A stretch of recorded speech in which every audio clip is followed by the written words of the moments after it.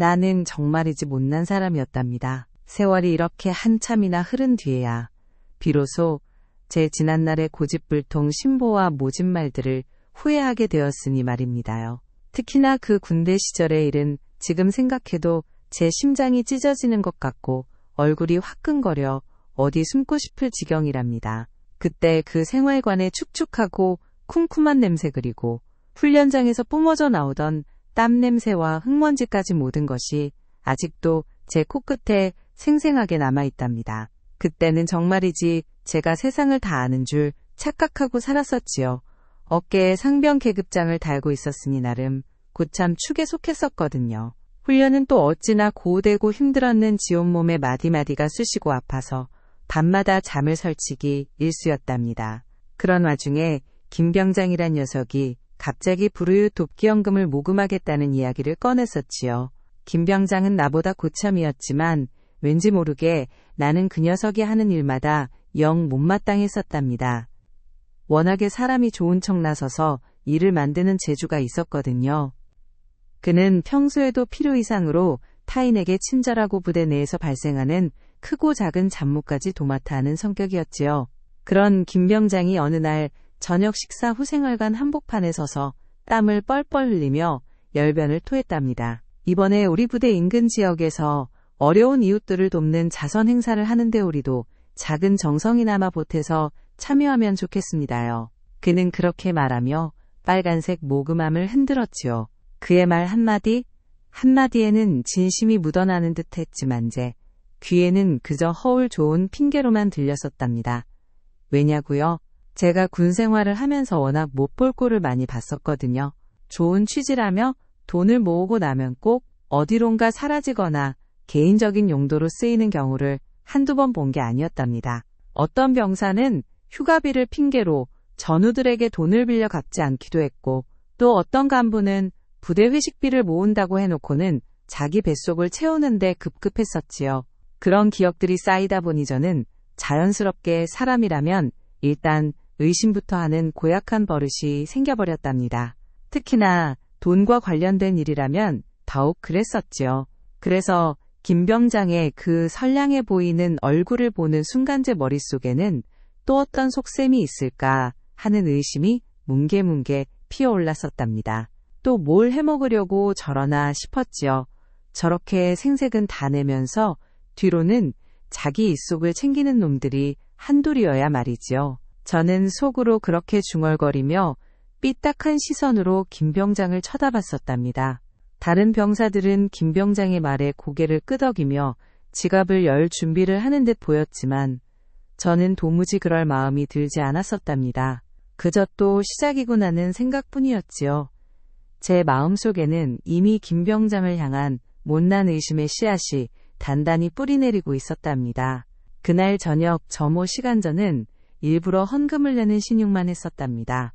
헌금 모금함이 제 앞으로 다가왔을 때 저는 지갑에서 1,000원짜리 몇 장을 꺼내는 척하다가 다른 병사들이 헌금함에 돈을 넣는 소리에 맞춰 마치 저도 뭔가를 넣은 것처럼 손을 쑥 집어넣고는 재빨리 빼버렸었지요. 사실은 주머니에 다시 넣어버린 것이었답니다.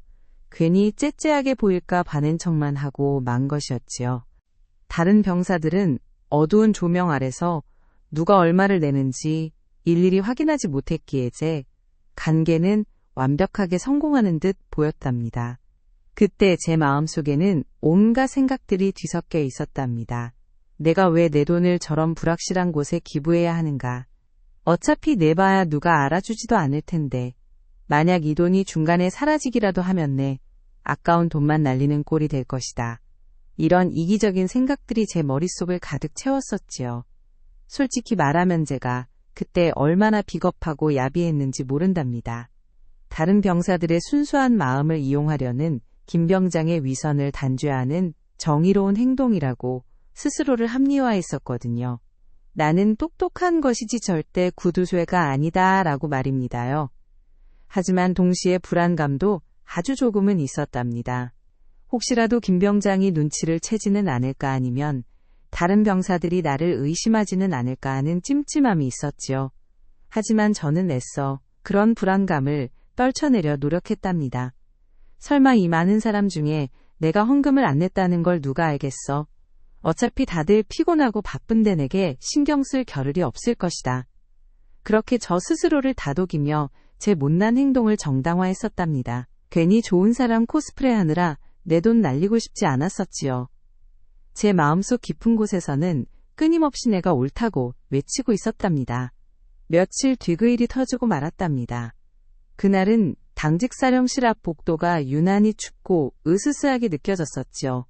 복도 한쪽 끝에 걸린 형광등은 윙윙거리는 소리를 내며 깜빡거렸고 그 빛은 길고 불안한 그림자를 만들었답니다. 생활관 쪽에서는 희미하게 잠꼬대 소리가 들려왔지만 그 소리는 오히려 제 불안감을 더욱 증폭시켰답니다. 저는 당시 당직 근무를 서고 있었고 늦은 밤 복도를 순찰하고 있었지요. 그때 김 병장이 제게 다가왔답니다. 그의 얼굴은 평소와 달리 무척이나 진지하고 굳어 있었지요. 김 병장은 조심스럽게 말을 꺼냈답니다. 박상병 헌금 말입니다요. 다들 냈는데 박상병은 혹시 깜빡한 겁니까요? 그의 목소리는 차분했지만 제 귀에는 날카로운 빗으로 날아와 박히는 듯 했답니다. 저는 순간적으로 얼굴이 불그락 푸르락해졌지요.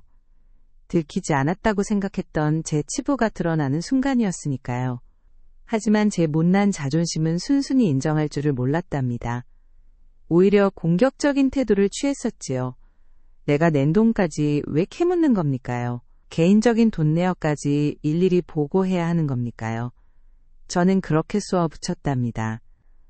제 목소리는 왠지 모르게 격앙되어 있었고 눈빛에는 불신이 가득했었지요.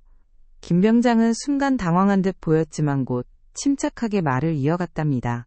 그게 아니라요. 박상병님 이름이 모금자 명단에서 빠져 있어서 혹시 착오가 있었나 해서요. 나중에 문제가 될 수도 있습니다요. 그의 설명은 제게 오히려 더 큰 의심을 불러일으켰답니다. 이놈이 일부러 내 이름을 빼고 나를 곤란하게 만들려는 건가? 아니면 모금액을 빼돌리려고 명단 조작을 하는 건가? 제 머릿속에는 온갖 부정적인 시나리오가 그려졌답니다. 안위원금을 냈는지 안 냈는지를 왜 저렇게 캐묻는 것인지 꼭 뭔가 뒤가 구린 사람처럼 느껴졌지요. 저는 김 병장이 헌금 모금을 빙자해 자신의 입속을 챙기려 한다고 확신했었답니다. 그리고 제가 헌금을 내지 않은 사실을 빌미로 저를 압박하려 한다고 생각했었지요. 김 병장님이야말로 헌금 관리 똑바로 하는 겁니까요? 내 돈 내는 것까지 당신이 간섭할 일이 아니지 않습니까요? 저는 독서를 퍼부었답니다. 제 마음속에서는 김 병장을 향한 억울함과 분노가 활활 타오르고 있었거든요. 그는 아무 말 없이 제 말을 듣고 있었지만 저는 그의 침묵이 저를 조롱하는 것처럼 느껴졌답니다. 저 사람이 분명 뭔가 숨기고 있는 것이 틀림없다 그렇게 생각했었답니다. 그리고 그때부터 김 병장은 제 못난 의심의 주된 표적이 되었답니다. 그 사건 이후 부대 내에서는 제가 헌금을 내지 않았다는 소문이 빠르게 퍼져나갔답니다. 특히나 그 소문을 가장 열심히 퍼뜨린 사람은 제 동기인 최일병이었지요. 최일병은 원래부터 입이 가볍고 남의 흉을 보는 것을 좋아하는 녀석이었답니다. 제가 김 병장에게 독서를 퍼붓던 날 그는 당직 사령실 근처를 지나가다가 저와 김 병장의 대화를 엿들은 모양이었답니다. 어느 날 오후 PX 앞은 평소처럼 소란스러웠답니다. 컵라면 냄새와 싸구려, 과자 냄새가 뒤섞여 있었고 병사들은 삼삼오오 모여 담배를 피우며 농담을 주고받고 있었지요. 저는 PX에서 콜라 한 캔을 사들고 나오다가 최일병과 마주쳤답니다.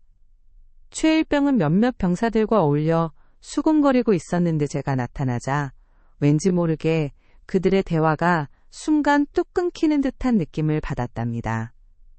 그리고는 최일병이 짐짓 큰 소리로 비꼬는 듯한 말을 내뱉었지요. 어떤 사람은 말이야 돈 아까워서 냈는지 안 냈는지도 모르게 슬쩍 넘어간다더라. 그러니 불쌍한 사람만 더 불쌍해지는 거 아니겠냐.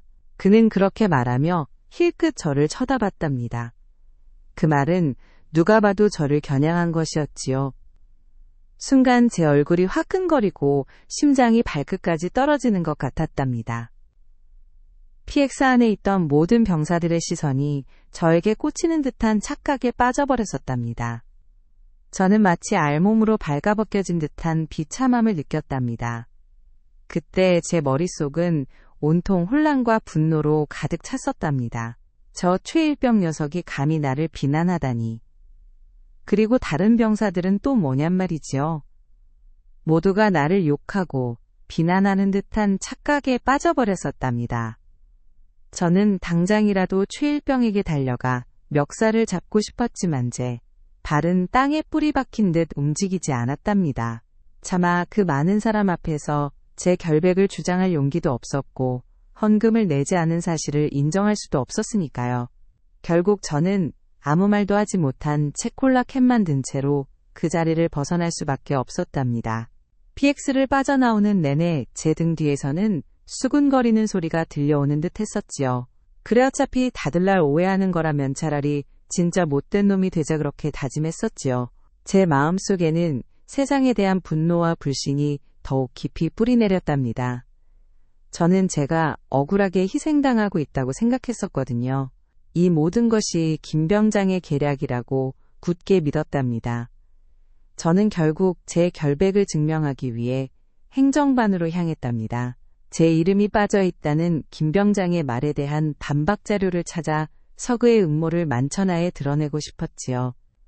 행정반은 늘 그렇듯 낡은 서류철과 먼지 쌓인 컴퓨터로 가득 차 있었 고잉크 냄새와 오래된 종이 냄새가 섞여 코끝을 자극했답니다. 저는 그곳에서 근무하던 행정병에게 헌금 모금 장부를 보여달라고 요구했지요.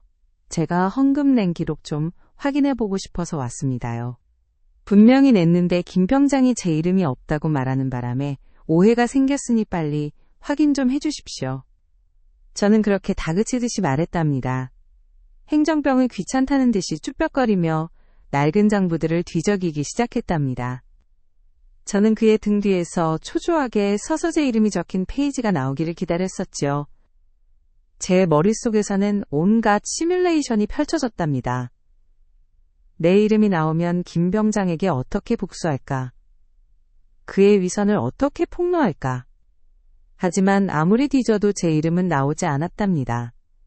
행정병은 한참을 찾다가 결국 고개를 저었지요. 박상병님 아무리 찾아봐도 박상병님 이름은 없습니다요. 다른 병사들 이름은 다 있는데. 그의 말은 제 머리를 망치로 한 대 얻어맞은 듯한 충격을 주었답니다. 순간 제 심장이 쿵 하고 내려앉았지요. 내가 정말 안 냈단 말인가. 아주 잠깐 제 못난 행동에 대한 미안함이 스쳐 지나가는 듯 했었답니다. 하지만 그 감정은 찰나에 불과했지요.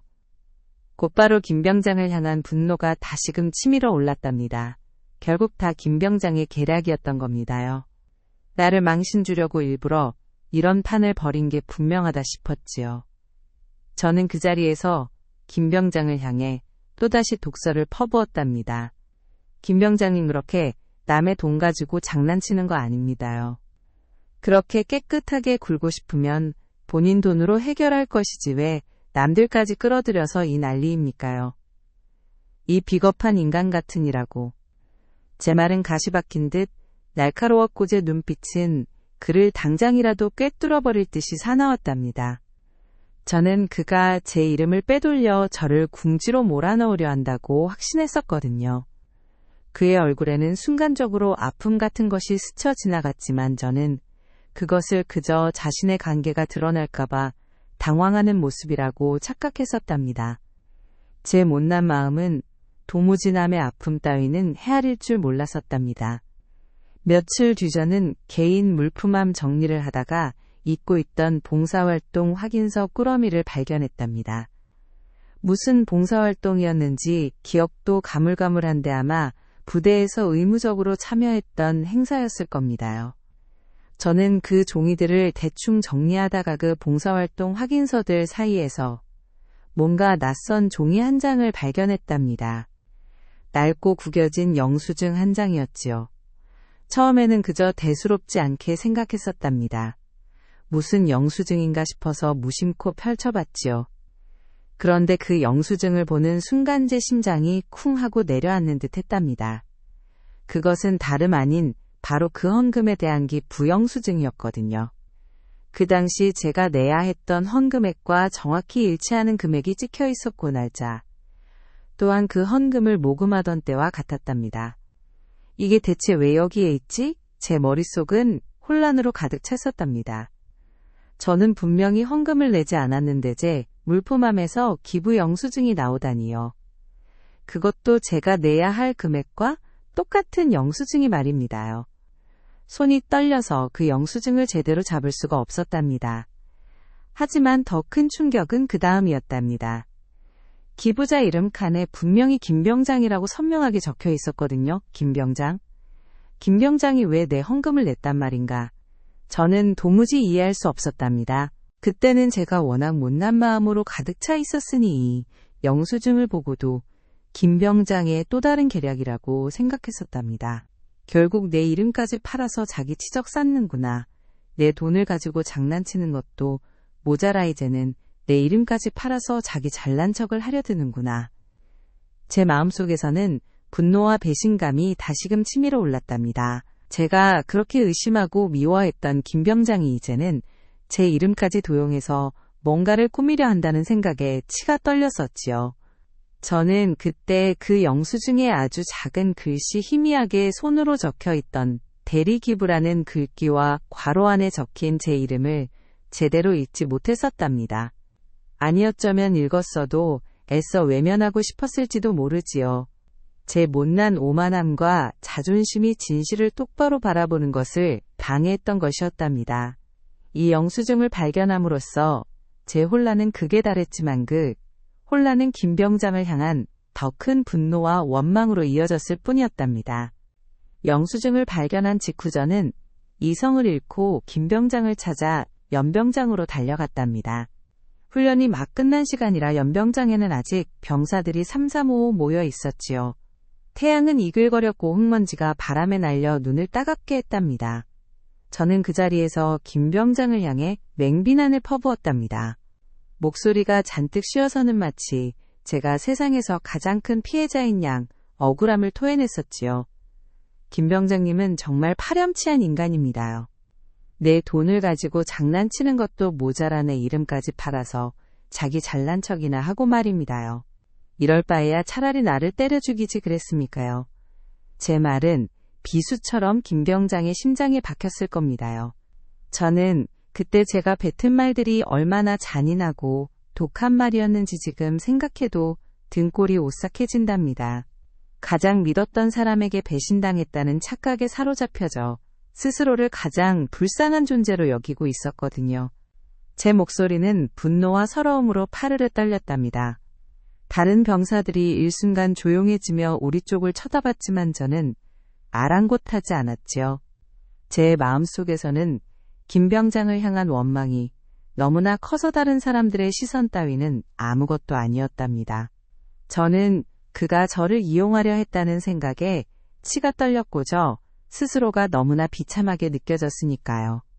저는 제가 그동안 애써 쌓아올린 모든 것이 한순간에 무너지는 것 같은 절망감을 느꼈답니다. 김병장은 제 맹비난을 그저 묵묵히 듣고 있었답니다. 그의 얼굴에는 분노보다는 슬픔과 고통이 뒤섞인 묘한 표정이 스쳐 지나갔었지요. 그는 무언가 해명하려는 듯 입을 열었지만 저는 그의 말을 가로막고 더 큰 소리로 소리쳤답니다. 변명하지 마십시오. 당신 같은 위선자에게는 더 이상 들을 말도 없습니다요. 결국 김병장은 아무 말도 하지 못한 채 고개를 떨구고 천천히 그 자리를 떠났답니다.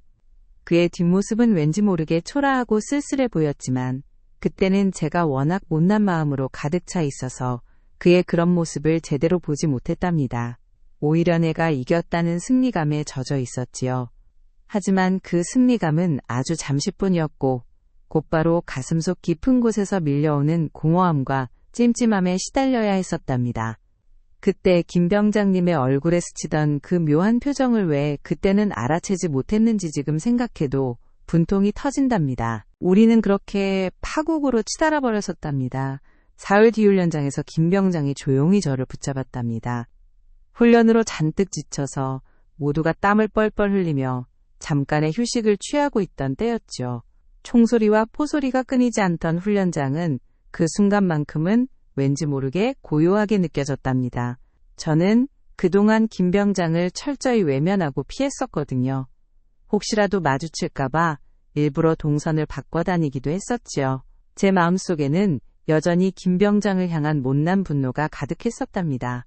그런데 김병장은 다른 사람들의 시선을 의식하는 듯 아주 조용히 제 옆으로 다가왔답니다. 그의 목소리는 차분했고 어떤 감정도 실려있지 않은 듯 했지요. 박상병 잠시 나 좀 보지. 그의 말은 명령이라기보다는 부탁에 가까웠답니다. 저는 순간적으로 움찔했지요. 그의 차분함이 오히려 저를 불안하게 만들었거든요. 저는 그가 또다시 저를 비난하거나 아니면 제가 했던 말들에 대해 따지러 올 것이라고 지레짐작했었답니다. 솔직히 그때는 좀 무서웠었답니다. 저렇게 조용하면 더 무서운 법이지 않습니까요? 저는 그동안 제가 김병장에게 퍼부었던 독설과 비난들이 주마등처럼 스쳐 지나갔답니다. 이제 저 사람이 나를 어떻게 망신줄까? 무슨 말을 해서 나를 더 궁지에 몰아넣으려고 할까? 온갖 부정적인 생각들이 제 머릿속을 스치고 지나갔답니다. 제 가슴 속에는 불안감의 덩어리가 커다랗게 자리 잡는 듯 했지요. 저는 억지로 태연한 척하며 김병장을 따라갔답니다. 그는 훈련장 한쪽 구석 사람들이 잘 다니지 않는 곳으로 저를 이끌었지요. 그 짧은 순간에도 저는 김병장이 무슨 말을 할지 또 어떤 방식으로 저를 공격할지에 대해 끊임없이 생각했었답니다. 그의 얼굴에서는 그 어떤 감정도 읽을 수 없었고 그것이 저를 더욱 초조하게 만들었지요. 저는 이미 제가 했던 행동들에 대해 사과할 생각 따위는 조금도 없었답니다. 그저 어떻게든 저를 방어하고 저의 결백을 주장할 준비만 하고 있었을 뿐이었지요. 제 못난 자존심이 저를 꽉 붙잡고 놓아주지 않았었답니다. 일주일 뒤 다시 행정반으로 불려갔답니다. 지난번처럼 낡은 서류 냄새가 났지만 그때와는 분위기가 사뭇 달랐지요. 김병장은 물론이고 이번에는 중대장님까지 자리에 함께 계셨답니다. 제 심장은 걷잡을 수 없이 뛰기 시작했답니다. 중대장님이 함께 있다는 사실에 저는 더욱 긴장했었지요. 김병장은 아무 말 없이 깨끗하게 접힌 종이 한 장을 제 앞에 내밀었답니다. 바로 극의부 영수증원본이었지요. 저는 손이 떨려서 그 영수증을 제대로 잡을 수가 없었답니다. 이제 모든 진실이 밝혀질 순간이 코앞이라 생각하니 숨쉬는 것조차 힘들었지요. 지난 일주일 동안 저는 김병장을 향한 분노와 동시에 알 수 없는 불안감에 시달려 왔었답니다. 제 마음 한구석에는 혹시라도 제가 잘못 생각한 것이 아닐까 하는 아주 작은 의심의 조각이 피어올랐었거든요. 하지만 여전히 제 못난 자존심은 꺾이지 않은 상태였답니다. 그래, 이 영수증으로 김병장이 뭔가 꾸미고 있다는 걸 밝혀낼 수 있을 거야.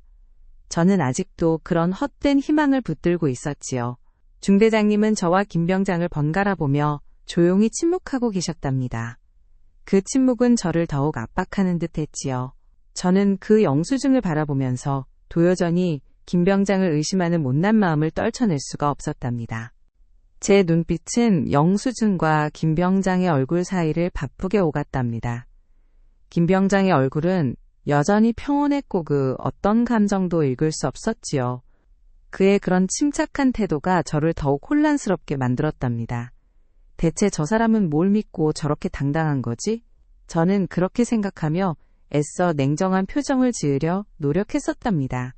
하지만 제 심장은 여전히 불안하게 요동치고 있었고 손에서는 식은땀이 흘러내리고 있었답니다. 진실 확인 직전의 절박함과 동시에 여전히 잘못된 방향으로 생각하고 있는 저의 오만함이 뒤섞여 있었던 순간이었답니다. 결국 중대장님의 싸늘한 시선 아래 저는 떨리는 손으로 그 영수증을 펼쳤답니다. 낡고 구겨졌던 영수증과는 달리 깨끗하게 보관된 원본은 제 눈앞에서 모든 진실을 선명하게 드러냈지요. 기부자 이름 칸에 선명하게 찍힌 김병장이라는 이름 옆에는 작은 글씨로 손수 적힌 한 줄이 있었답니다. 대리 기부자 김병장 박상병 대신, 그리고 그 아래에는 공식적인 직인이 희미하게 찍혀 있었지요.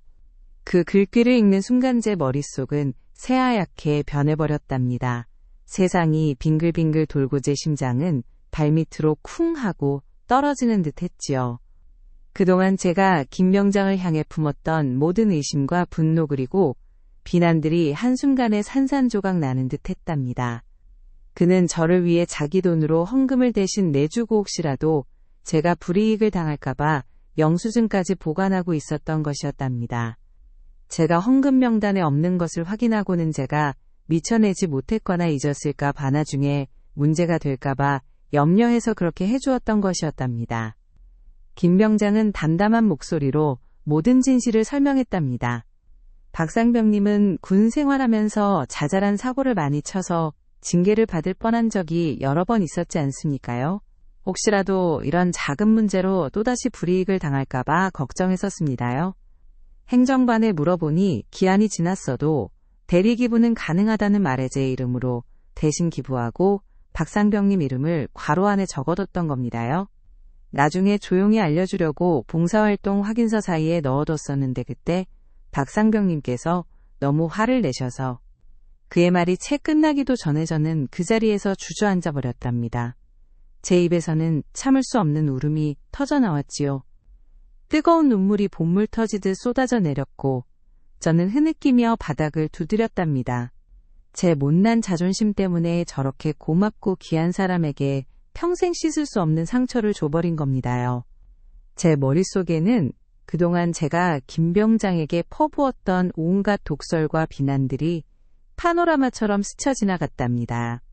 파렴치한 인간 유선잔의 돈으로 장난치는 놈, 그 모든 비수 같은 말들이 저에게 다시 되돌아와 저를 꿰뚫는 듯 했답니다. 입이 찢어져도 할 말이 없었답니다. 저는 그저 흐느끼며 김병장에게 빌고 또 빌었지요. 제 못난 마음이 저를 얼마나 어리석게 만들었는지, 얼마나 큰 죄를 저지르게 만들었는지 그 순간 깨달았답니다.